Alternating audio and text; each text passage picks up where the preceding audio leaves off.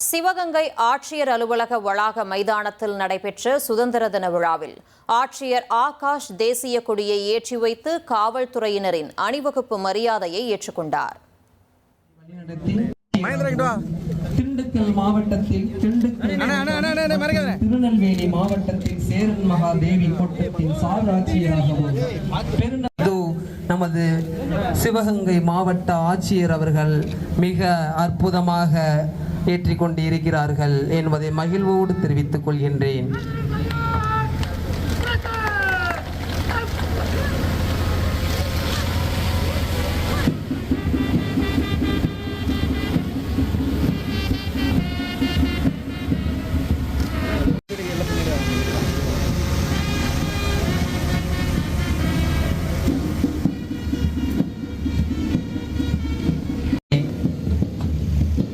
தலைமையேற்று மரியாதையை ஏற்றுக்கொண்டு உள்ளார்கள்.